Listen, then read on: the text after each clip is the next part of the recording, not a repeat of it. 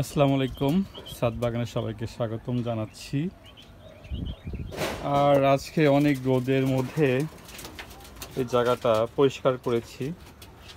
আসলে অনেকদিন ধরে নোংরা হয়েছিল, আর চলমান বৃষ্টি এই বর্ষার ভিতরে আসলে পরিষ্কার করাটা আসলে অনেক কঠিন হয়ে যাচ্ছিল। তো আজকে অনেক এই রোদের মধ্যেই পুরো জায়গাটাই পরিষ্কার করে নিয়েছি। আর কোয়েল পাখিগুলা অন্য পাশে ছিল, সেগুলা যে পাশে নিয়ে আসছি।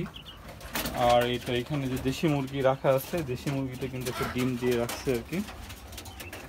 আর এই মুরগিটা কিন্তু একদিন পর পর ডিম পাড়ে। ডিমটা নিয়ে নিই। এই তো অনেক সুন্দর একটা ডিম। আর এই ডিমের বৈশিষ্ট্য হচ্ছে ডিমটা কিন্তু অনেক লম্বা। হ্যাঁ, মুরগির সাইজ কিন্তু খুব বড় না, ছোট জাতের দেশি মুরগি, কিন্তু এই ডিমটা কিন্তু লম্বা আর বেশ বড়। আর এই পাশে যে কবুতর রাখা আছে, এরা ডিম দিয়ে ডিমের তা দিচ্ছে। আর এখানেও কয়টা ডিম পারছে, একটা দুইটা। এটা এখন তুলবো না, আরও মনে হয় 2-3টা ডিম দিবে, তখন তুলবো। তো এই দেশি মুরগিকে এখন খাবার দিব। আসলে যে খাবার দিয়ে গিয়েছিলাম, এখানে আর খাবার তেমন নাই।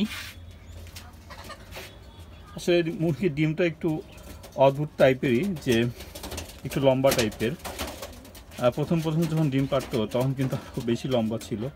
আর এইবারের এটা নিয়ে এটা 4টা ডিম দিয়েছে মুরগি। তো আরও হয়তো বা দিবে, কারণ দেশি মুরগি তো বেশি একটা ডিম দেয় না। যেগুলো একটু ভালো জাতের খুব বেশি হলো 18টার মতো ডিম দিয়ে থাকে। আর সাধারণত মুরগিগুলা 10 থেকে 15টা পর্যন্ত ডিম দেয়। তো এখন এগুলো খাবার দিয়ে দেবো ইনশাআল্লাহ। আর যে এখানে সুন্দর কিউট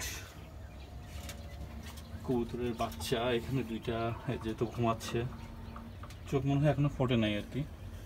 আর এই দুটো চোখ ফুটে গেছে আর কি। আর এটা মনে হয় ফুটবে 2-1 দিনের মধ্যেই।